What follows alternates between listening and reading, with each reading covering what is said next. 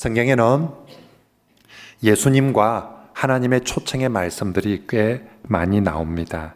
예수님의 대표적인 초청의 말씀이 우리가 잘 알고 있는 수고하고 무거운 짐진 자들아 다 내게로 오라.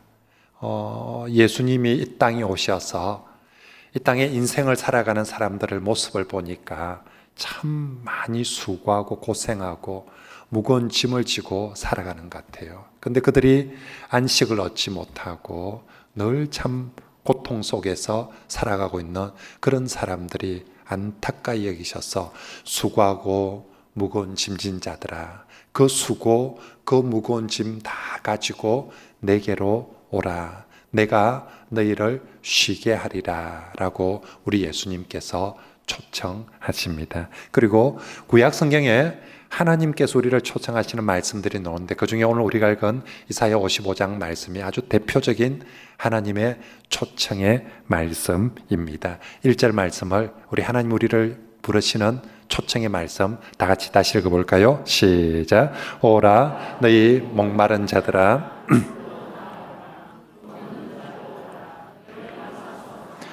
돈 없이 값 없이 와서 포도주와 젖을 사라. 아멘. 여기서 하나님은 우리 인생들을 부르시면서 우리 인생들을 너희 목마른 자들아 라고 그렇게 우리를 부르십니다. 인간들아 이렇게 부르는 것이 아니라 너희 목마른 자들아. 하나님 보시기에 우리가 이 땅을 인생을 살아가는 모습이 목마른 자처럼 보여서 그렇습니다. 어떤 사람들은 돈에 목말라 하고요. 그래서 늘 돈.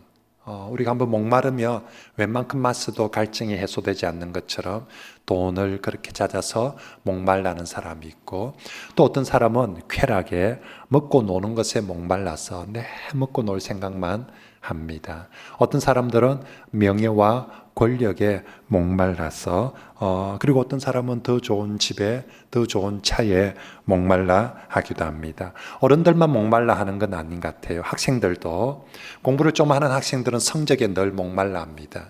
좀 더 좋은 성적, 좀 더 좋은 대학에 가고 싶어서. 공부를 좀 못하는 학생들은 게임에 목말라 합니다. 남들보다 좀 더 게임을 잘하고 싶은 마음. 이 학생들은 미모에 외모에 늘 목말라서 하루 종일 거울을 쳐다보고 그리고 온갖 화장을 어릴 때부터 그렇게 합니다. 청년들은 취업에 목말라 있습니다. 공무원 시험에 온갖 종류의 취업 시험에 취직에 목말라 있고 좀 더 좋은 직장에 가는 것이 그들의 전부인 것처럼 그렇게 살아갑니다. 사람들마다 목마름의 종류는 다르지만 모두가 어린아이부터 어른 남녀 할 것 없이 모두가 각자의 목마름을 가지고 그렇게 살아가고 있는 것 같아요. 요즘 정치 대선을 앞두고 저 정치인들의 권력에 대한 목마름 한번 보십시오.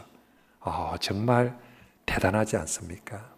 대선 후보뿐만 아니라 거기 줄을 서서 뭔가 한 자리 해보고 싶은 사람들의 그 간절한 그 목마름들, 그 발부둥 치는 것들, 왜 저럴까 싶은데 그들은 그게 전부인 줄 알고 그게 목숨을 걸고 있습니다. 하지만 참 안타까운 사실은 많은 사람들이 그런 목마름 속에서 살아가는데 정작 그 목마름을 해결하지는 못하고 살아갑니다. 그래서 늘 채워지지 않는 목마름으로 저는 우리 현대인들의 삶을 저렇게 표현하고 싶어요. 채워지지 않는 목마름. 뭔가에 늘 목은 말라 하는데 채워지지 않습니다. 돈에 목말랐던 사람들이 목돈을 쥐면 목마름이 해결될까요? 그렇지 않아요. 돈을 좀 가지게 되면 그 다음에 또 명예에 목마르고 권력에 목마르고 그래서 정말 어느 것 하나도 채워지지 않고 또 다른 목마름을 향해서 나아갑니다. 그리고 그렇게 목마름 속에 살아가다가 결국 그 목마름이 해결되어지지 않으니까 마지막은 허무로 끝나죠. 내가 이러려고 이렇게 열심히 돈을 벌었나? 내가 이러려고 이렇게 열심히 직장을 다녔나? 결국은 목마름이 해결되지 않으니까 전부 다 허무해지게 되는 것입니다. 그런데 하나님 보시기에는 이 채워지지 않는 목마름도 문제지만 그것보다 더 안타까운 것은 잘못된 목마름에, 엉뚱한 목마름에 인생 전부를 걸면서 사는 모습인 것이지요. 목마름이 해결되지 않는다는 것도 참 안타까운 일인데 하나님이 보니까 엉뚱한 데다가 잘못된 목마름에 자기 전부를 거는 거예요. 그래서 2절 말씀에 보면 너희가 어찌하여 양식이 아닌 것을 위하여서 언을 달아주고 어찌하여 배부르게 못할 것을 위하여 그렇게 거기는 아무리 파봤자 배부름이 없고 거기는 아무리 파봤자 돈 되는 것이 없고 유익이 없는데 거기서 목숨을 걸고 있는 모습이 하나님 보시기에는 더 안타까운 인생의 모습이라는 것입니다. 옛날 어른들이 저희들 어릴 때 아이들이 엉뚱한데 허튼데 열심히 뭐 하고 있는 모습 보면 한마디로 그렇게 표현하죠. 쓸데없는 짓을 하고 다닌다라고 그렇게 표현을 했습니다. 저 같은 남자아이들 지금 이 시기쯤 돼서 겨울이 가까이 오고 추워집니다. 근데 구슬치기 한다고 딱지치기 해서 구슬 한 개라도 더 따려고 겨울에 손 동상 손이 다 트고 그리고 더 쩍쩍 갈라지면 저희들 욕지되는 물이 귀하니까 안 씻는 게 효도거든요. 그러니까 이 막 손 안 씻으니까 이게 갈라져서 피가 나고 그런데도 불구하고 구슬 좀 더 따는 게 내 인생의 전부인 것처럼 구슬 많으면 행복하고 구슬 잃으면 못 살 것 같고 그렇게 추운 날에도 구슬치기 딱지치기 하면서 그렇게 지냈습니다. 요즘 그 넷플릭스에서 한참 유명하다는 오징어 게임 정말 우리 어릴 때 실제로 오징어 게임 많이 했죠. 우리 남자분들 다 알지 않습니까? 우리 오징어 게임 할 때 옷 얼마나 많이 찢어 먹었습니까? 그거 중간에 그 다리 건너가려다가 안 건너 잡아 당기며 그 뭐 찍 소리 나면 옷 찢어지는 소리고 그 나면 집에 가서 그날 죽었죠. 그죠? 근데도 그 다음날 또 합니다. 넘어지면 땅바닥에 그때 뭐 인조잔디 이런 거 없지 않습니까? 저희들 촌 땅바닥은 그냥 흙바닥이 아니라 돌도 함께 있는 땅바닥에 넘어지고 실키며 피 질질 나고 죽지는 않았지만 얼방 죽었습니다. 그리고 집에 들어가면 엄마한테 더 맞아 죽을 뻔하고 그럴 때마다 어른들이 정말 하라는 공부는 앞에 하나 더 표현 수식어 들어가죠. 문디 손들이 하라는 공부는 안 하고 쓸데없는 짓을 한다고 그렇게 늘 나무랐습니다. 그런데 사람들은 어린아이들만 쓸데없는 짓을 하는 것이 아니라 나이가 들어서 어른이 되어도 쓸데없는 짓에 목숨을 걸더라고요. 쓸데없는 짓에 하나님 보시기에 정말 쓸데없는 짓에 자기 인생 전부를 걸면서 살더라고요. 어떤 사람은 로또나 스포츠 토토에 인생을 걸고 삽니다. 어떤 사람은 경마에 인생을 걸고 사는 사람도 있고요. 어떤 사람은 주식에 인생을 걸고 가상화폐에 인생을 걸고 살아가는 사람들이 있습니다. 저는 남자분들이 로또나 스포츠 토토 재미로 하는 줄 알았어요. 그런데 보니까 대부분 다 재미가 아니라 그게 전부 나를 걸고 하더라고요. 모든 노름에 재미는 없어요. 모든 노름을 하는 사람들은 다 거기다 전부 다 베팅을 하더라고요. 제가 어떤 부부 상담을 하는데 부인이 도저히 남자하고 못 살겠대요. 그래서 왜 그러냐 하니까 스포츠 토토를 한대요. 아니 제 마음에 남자들이 직장 생활하면서 힘든데 뭐 그 정도 재미삼아 뭐 스포츠 토토 얼마 한다고 좀 재미삼아 하면 뭐 어떠냐고 그걸 가지고 뭐 사니 못 사니 그게 아니래요. 이게 장난이 아니래요. 얼마나 잃었습니까? 하니까 1년에 1억을 넘게 잃었대요. 그래서 제가 아니 무슨 스포츠 토토를 해서 1년에 1억을 넘게 잃습니까? 얘기를 들어보니까 1년에 1억은 적더라고요. 그것보다도 훨씬 더 잃을 수 있더라고요. 보니까. 이게 경마는 일주일에 한두 번인데 있죠. 다른 노름은 뭐 일주일에 한 스포츠 토토는 매일 야구, 축구, 외국 축구 뭐 처음부터 심지어는 제가 물어보니까 롯데, NC 누가 이기느냐에 거는 정도가 아니라 롯데가 1회에 몇 점 뽑을 것인가 거기 거는 거예요. 1번 타자가 안타를 칠 것인가 말 것인가에도 걸고요. 초구 스트라이크를 잡을 것인가 말 것인가에도 걸고요. 그렇게 걸다 보니까 이 스포츠 토토가 정말 1억 왔다 갔다 하는 거는 뭐 충분히 그럴 수 있고 한번 빠져들며 본전 찾으려고 결국 거기에 전부 다 걸고 손 들들들 떨면서 화장실만 가며 아내 몰래 직장에서 몰래 화장실만 가며 그거 쳐다보고 그거 가지고 투자한다고 합니다. 주식도 만만치 않더라고요. 제가 주식에 큰 금액을 투자한 사람들 보니까 하루 종일 주식시장에서 눈을 못 떼더라고요. 직장에 가서 한 달 열심히 일해봤자 몇백만 원밖에 못 받는데 주식 한 10억 그렇게 이어놓고 나니까 매덕 넣어놓고 나니까 한 번 투자에 1,000만 원이 왔다 갔다 하고 한 번 투자에 막 몇천만 원 왔다 갔다 해버리니까 여기 앉아서 실컷 한 달 동안 열심히 일하는 거 시시한 거예요.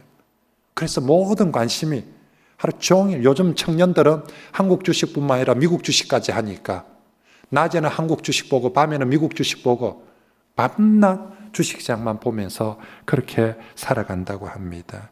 그렇게 인생의 전부를 걸다가 거기에 주식에 실패하며 스포츠 토토에 실패하며 경마에 실패하며 자기 인생 전부를 다 잃어버린 것처럼 자기 인생을 다 실패한 것처럼 그렇게 인생을 끝내버리는 그런 사람들도 있다고 합니다. 우리가 넷플릭스에서 노는 그 오징어 게임에도 사람들 왜 그 게임에 목숨 걸고 참여합니까? 돈 때문에. 아무도 강제로 거기에 집어넣은 사람 없는데 전부 다 돈 때문에 자기 목숨을 내걸고 그 말도 안 되는 게임에 자기 자신을 전부 다 던지고 있는 거죠. 그 오징어 게임은 극단적이지만 실제로 하나님 보시기에 우리 인생들이 살아가는 모습이 정말로 엉뚱한 곳에다가 자기 인생 전부를 걸고 살아가고 있는 그래서 너희가 어찌하여 양식이 아닌 것을 위해서 언을 달아주고 어찌하여 배부르게 하지 못할 것을 위해서 네 그 고생을 하면서 사느냐라고 우리 하나님께서 말씀하십니다. 우리 하나님 정말로 사람들 그 목마른 인생들 특히 엉뚱한데 자기 전부를 걸고 있는 그 목마른 인생들을 불쌍히 여기셔서 그들을 초청하는 말씀이 진짜 목마른 사람들아 내게로 오라 물러오라 라고 그렇게 초청합니다. 첫째는 인생들이 정답을 모르는 것이 안타까워서 초청을 하고 있고요. 둘째는 정답 아닌 오답에 인생의 전부를 걸고 사는 것이 더욱 안타까워서 그렇게 초청하고 있습니다. 오늘 많은 현대인들이 정답도 모른 채 목적지도 모른 채 그냥 무작정 열심히 달려보고자 합니다. 남들이 다 뛰니까 남들이 다 열심히 하니까 자기만 안 하면 뒤처지는 것 같아서 이게 정답인지 아닌지도 모르고 정말 이게 맞는지 안 맞는지도 모르고 그냥 막 일단은 뛰어가보자라고 그래서 열심히 달려봅니다. 실컷 뛰었더니 갔더니 여기가 아닌가벼 하는 경우가 대부분입니다. 특히 남자분들 직장생활 열심히 하고 20년 30년 직장생활 다 하고 퇴직할 때쯤 되어서 돌아보니 남은 게 하나도 없어요. 이게 뭔가 싶어요. 그리고 앞으로 갈 길은 더 막막해 보입니다. 그래서 에라 모르겠다 막 다 때려치우고 나도 저 산에 들어가서 살까 그래서 맨날 나는 자연이다 보는 거예요. 그죠? 나는 자연이다 예쁜 여자 탤런트 한 명도 안 나와요. 그 뭐 재밌는 거 하나도 없는데 왜 남자들이 나는 자연이다 쳐다보고 있습니까? 오늘 내가 사는 이게 아니다 싶은 거예요. 내가 이렇게 살면 될 줄 알고 30년 열심히 살아와서 나이 50, 60이 됐는데 보니까 이거 아닌 것 같아. 또 앞으로 이렇게 더 살아간다고 해서 뾰족한 수가 없는 것 같아. 근데 어디로 가야 될지 무엇을 바라야 될지 정답을 모르는 것 같아. 근데 텔레비에 나는 자연이다고 보여주니까 차라리 저랄까 싶은데 그러고 쓸 수 있는 용기도 없고 현실도 되지 못해서 맨날 텔레비만 멍하게 보고 그렇게 앉아 있는 것이 오늘 우리들의 모습입니다. 그렇게 멍하게 나는 자연이다 쳐다보고 있는 인생들을 향해서 우리 하나님 불쌍히 여기는 마음으로 너희 목마른 자들아 왜 엉뚱한 데 가서 힘을 쓰고 인생을 허비를 하느냐 내게로 나오라 내게로 물러 나오라라고 그렇게 불러주고 있습니다. 정말 목마른 인생을 향해서 진정한 생수를 주시려고 또 정말로 정답을 알지 못하는 사람들에게 정답을 가르쳐 주시고자, 진리를 가르쳐 주시고자 그렇게 불러주고 있습니다. 세상의 다른 좋은 것들은 우리가 그것을 뭔가 하나 얻으려고 하면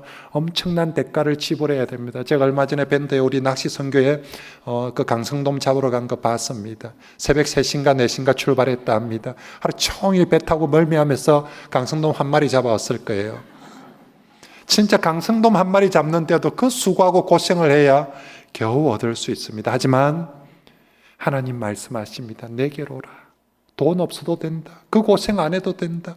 내게 오기만 하면 하나님의 모든 좋은 것은 돈도 필요 없고 아무런 대가도 필요 없이 다 주겠답니다. 그래서 1절 말씀에 돈 없이 값 없이 하나님의 초청에 나오기만 하면 된다라고 말씀합니다. 돈 없어도 된다. 값 없어도 된다. 그냥 내가 부르는 이 초청에 나오기만 하면 너희 목마름을 해결하고 참 좋은 걸 얻을 수 있다라고, 내가 너에게 정말 그렇게 찾는 좋은 걸 주겠다라고 말씀합니다. 우리 부모님들이 자식들이 서울에 가서 하숙하고 또 뭐 하여튼 혼자서 자취하면서 제대로 못 먹고 살고 고생하며 엄마들이 뭐라 합니까? 집에 온나? 그냥 엄마한테 온나? 그러면 내가 따뜻한 밥만 먹이고 좋게 해줄게. 그냥 엄마한테 온나? 우리 하나님 똑같은 마음으로 너희 목마른 인생들아 내게로 오라, 물러나오라고 그렇게 부르고 있습니다. 하나님께서 오늘 참 좋은 걸 주시겠다라고 3가지를 약속하면서 우리를 부릅니다. 첫째는 좋은 것을 먹을 것이며, 둘째는 기름진 것으로 즐거움을 얻을 거고, 셋째는 너희 영혼이 살리라라고 약속합니다. 여러분, 우리가 읽은 이 성경은 원래는 히브리어로 적혀진 성경입니다. 히브리어로 적힌 성경이나 우리 한국말이나요, 우리가 하나 둘 셋 이렇게 뭔가 3가지를 강조할 때 1, 2, 3 하면 우리말도 마지막 3번째 제일 방점을 찍고 제일 강조하는 걸 이렇게 점청해서 3번째 둡니다. 히브리어 성경도 1, 2, 3를 강조할 때 3번째 제일 강조하는 걸 그렇게 둡니다. 그러므로 오늘 하나님께서 우리에게 주시는 좋은 것 중에서 제일 좋은 것은 3번째인 너희 영혼이 살리라.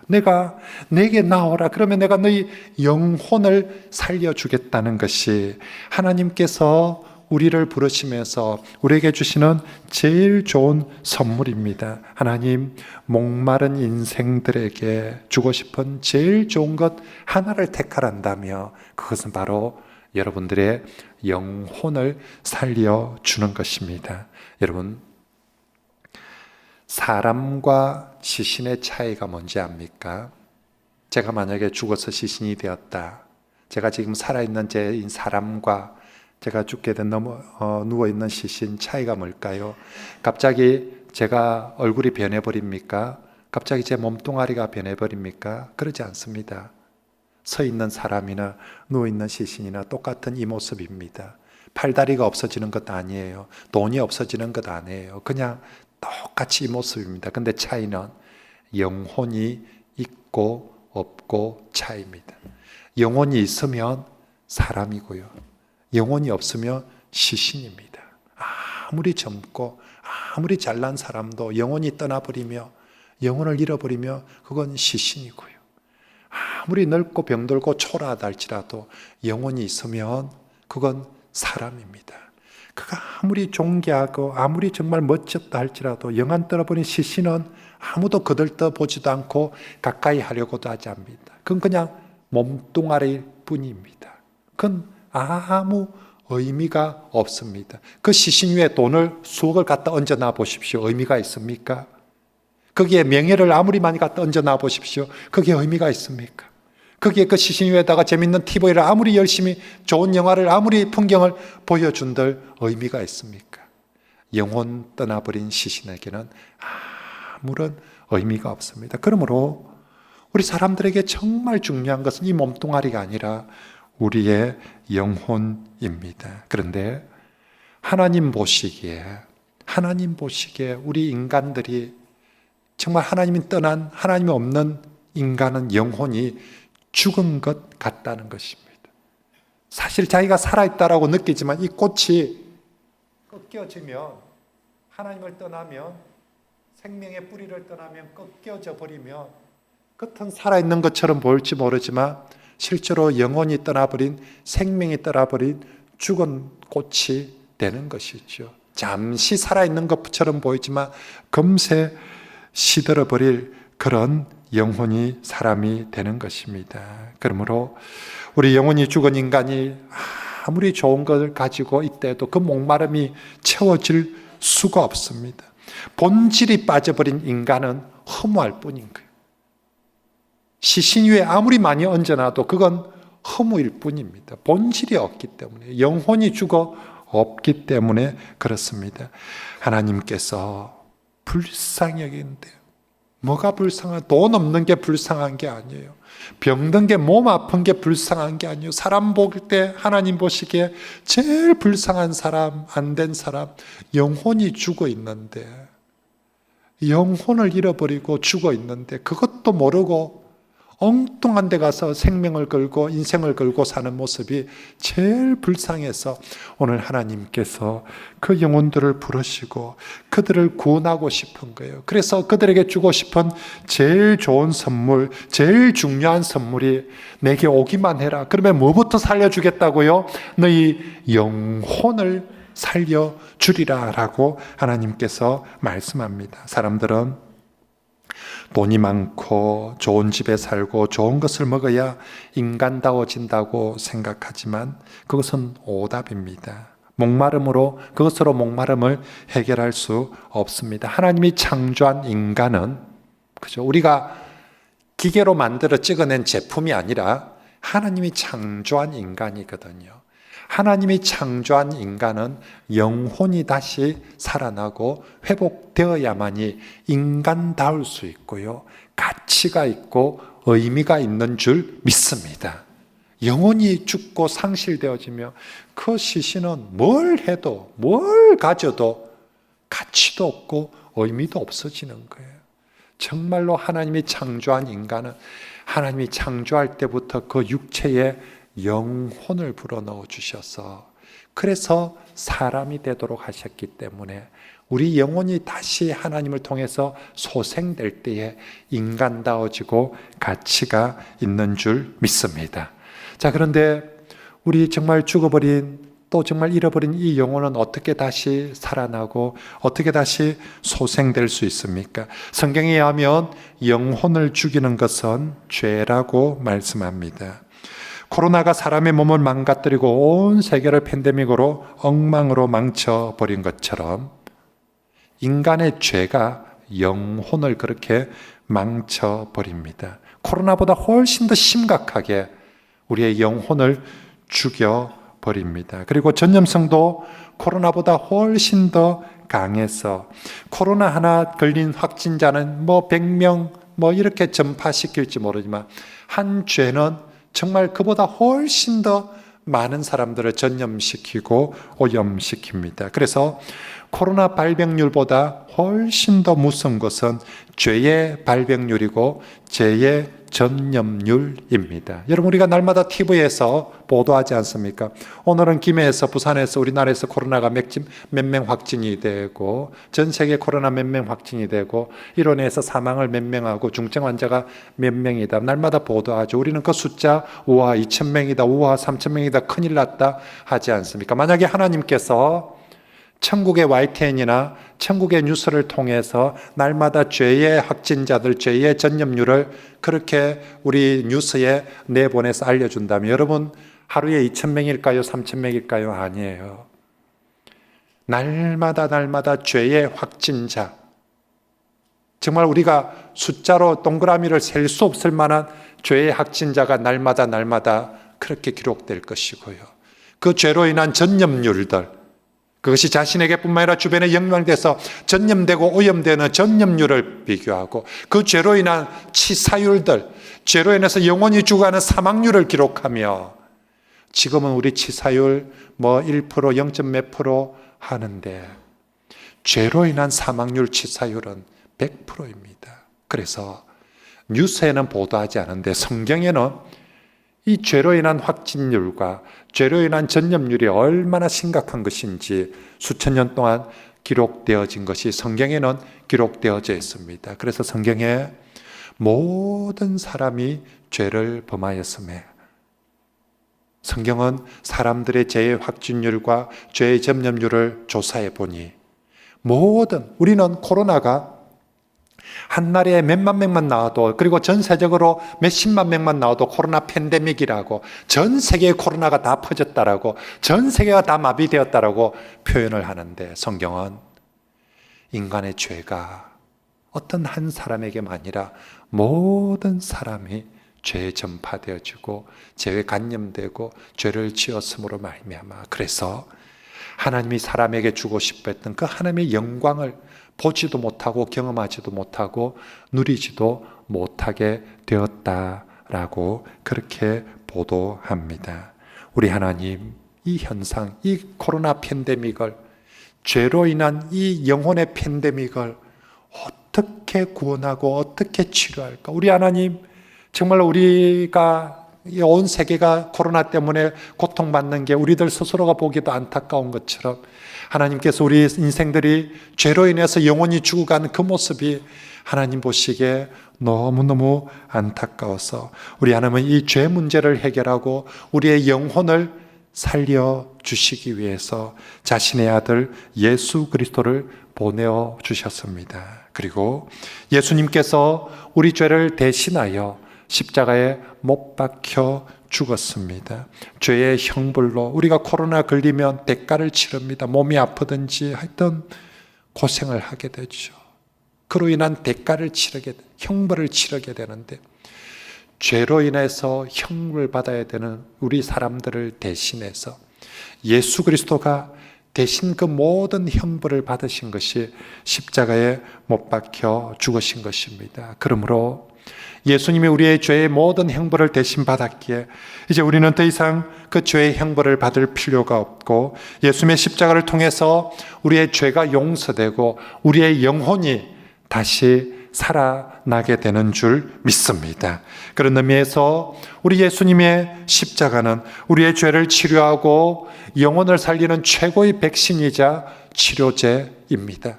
인간들이 만들어낸 모더나나 화이자 백신들은 이게 정말 효과가 있을까? 자기들이 선전할 때는 전 국민 70%만 맞으면 정말 모두가 이렇게 그렇게 돼서 더 이상 안 걸릴 거다라고. 근데 지금 80% 가까이 맞고 있어도 거짓말이에요.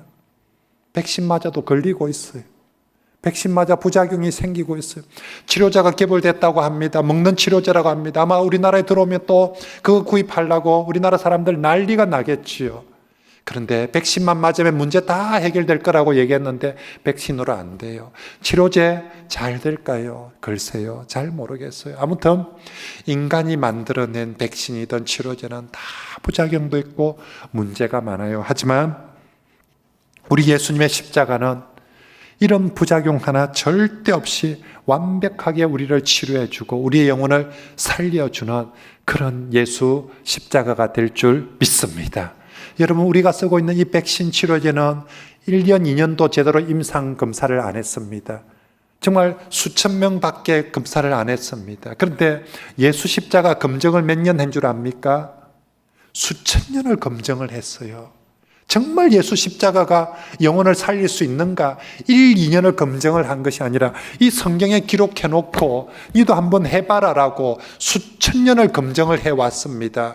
수십억의 사람들을 대상으로 검증을 해봤습니다. 누구든지 예수 십자가를 믿으면 영혼이 구원받았습니다. 누구든지 예수 십자가를 믿으면 죄 용서를 받았습니다. 누구든지 예수 십자가를 믿으면 거듭난 새로운 삶을 살 수 있게 되었음을 수천 년의 수억의 수십억의 증인들이 오늘도 증거하고 이 성경이 증거하고 있는 줄 믿습니다. 그러므로 코로나 백신 치료제 그거 믿을 믿음이 있으며 정말 수천 년 동안 검증되어진 예수 십자가를 더욱 믿으시길 바랍니다. 저 제약회사들이 만들어내는 저 장사하고자 하는 저 치료약을 믿는 사람들이 그 믿음이 있다며 하나님께서 우리를 위해서 만들어주신 최고의 치료제 예수 그리스도를 꼭 믿으시길 바랍니다. 오늘 우리 성도들뿐만 아니라 우리 성도들 초청을 받은 가족 여러분, 오늘 예수님을 통해서 여러분의 영혼이 치료받고 살아나기를 진심으로 축복합니다. 하나님께서 여러분을 오늘 이 자리에 초청하시는 것, 바로 이거 주시려고, 돈을 주려고 초청하는 것이 아니라, 다른 좋은 것이 아니라 가장 좋은 것, 너희 영혼을 살려주기 위해서 여러분들을 초청하고 있습니다. 우리 교회도 마찬가지입니다.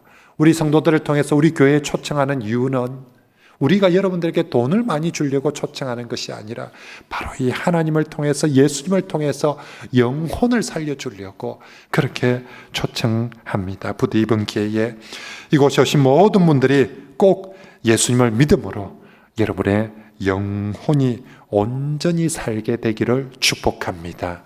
죽은 시신이 영혼이 살아서 다시 사람이 되어야만이 그 위에 무엇을 더해도 가치가 있고, 그래야만이 진짜 목마름이 해결되어질 줄 믿습니다.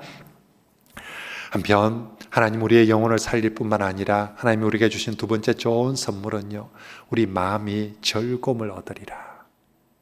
정말로 우리가 좋은 음식을 먹는 것보다 훨씬 더 중요한 것, 마음이 편하고 좋아야 된다는 걸 압니다. 성경에서는 이것을 평안이라고 부릅니다. 사람들은 더 많은 돈을 가지고 더 좋은 집에서 더 좋은 음식을 통해서 평안을 누리려고 하지만 그 기대는 거짓입니다. 부자들이 증가하지 않습니까? 우리나라 돈 많은 부자들 평안할까요? 그러지 않습니다.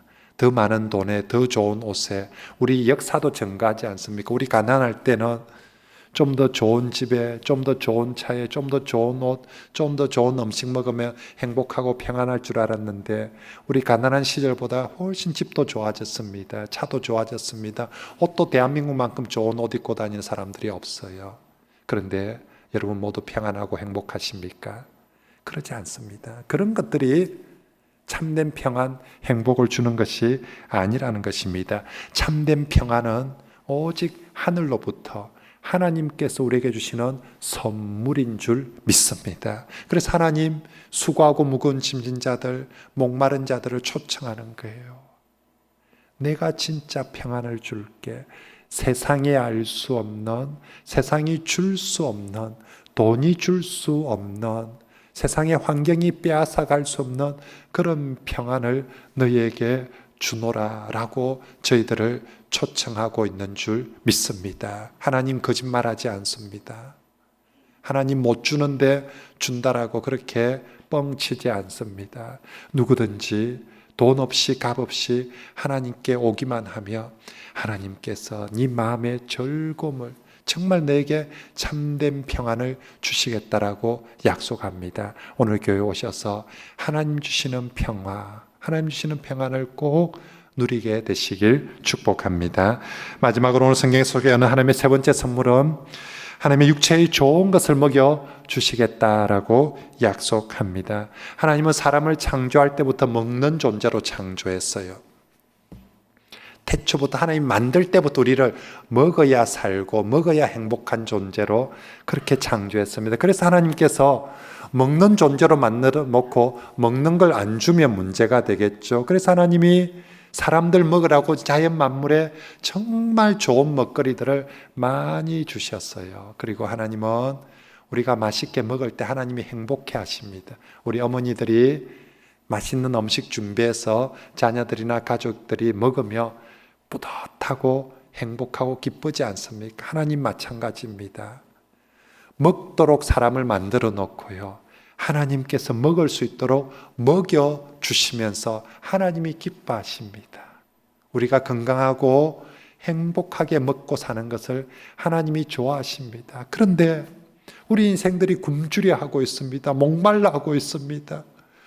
돈이 안 되는 곳에, 음식이 안 되는 곳에 엉뚱하게 찾고 있는 그 모습을 보면서, 자식들이 굶주려하는 모습을 보면서 부모가, 어머니가 이놈아 집에 온나, 집에 오면 엄마가 따뜻한 밥 해줄게 하듯이 우리 하나님께서 그렇게 목마른 자들, 굶주린 자들을 부르고 있습니다. 내게로 오라고, 내가 좋은 것을 먹여주겠다라고, 니한테 진짜 필요하고 네 몸, 네 건강에 정말 좋은 것을 하나님이 주시겠다라고 그렇게 불러 주고 있습니다. 여러분, 우리 하나님 믿는 사람들에게 하나님이 모두 다 부자 만들어 주겠다라고 약속하지는 않습니다. 하지만 내게 일용할 양식을 주겠다라고, 네가 살아가는 날 동안 내게 꼭 필요한 일용할 양식을 주겠다라고 약속합니다. 그리고 너의 삶 속에 푸른 초장, 쉴만한 물가로 내가 인도해 줄게. 어디 풀이 있는지, 어디 물이 있는지 내가 인도해 줄게 라고. 그리고 네가 사망의 엄침한 골짜기, 어려운 일 당할 때 내가 지키고 보호해 줄게 라고 우리 하나님께서 불러 초청하고 있습니다. 사랑하는 성도 여러분, 그리고 우리 가족 여러분, 이제 우리 이 하나님께서 이렇게 좋은 걸 준비하고 우리를 초청하고 계시는데 우리는 어떻게 하면 될까요?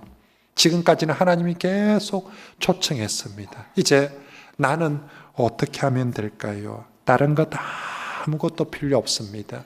그냥 하나님 부르심에 예하고 오기만 하면 됩니다.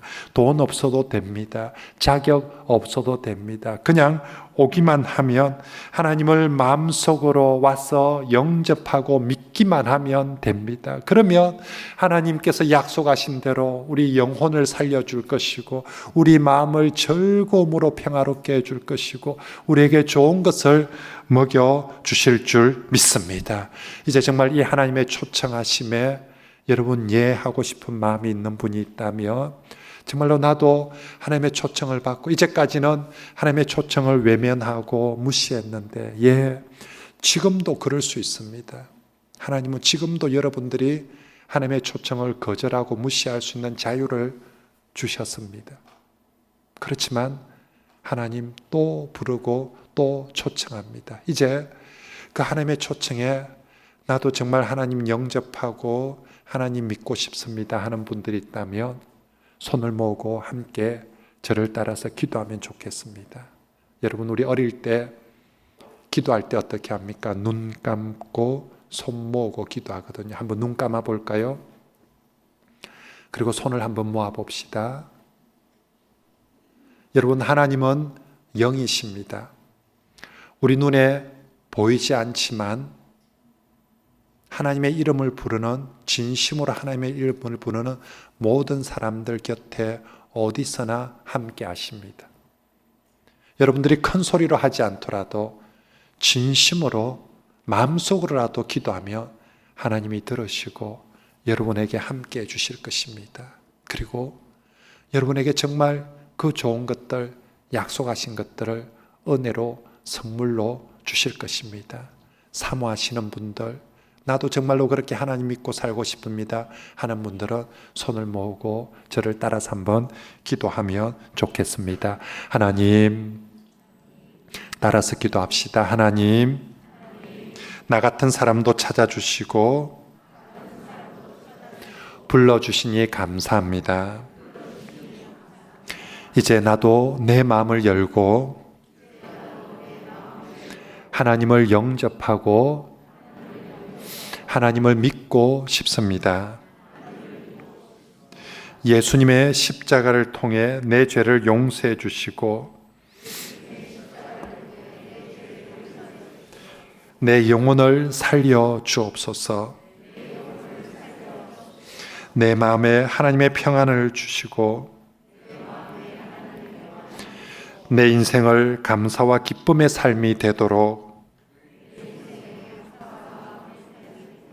인도하여 주옵소서.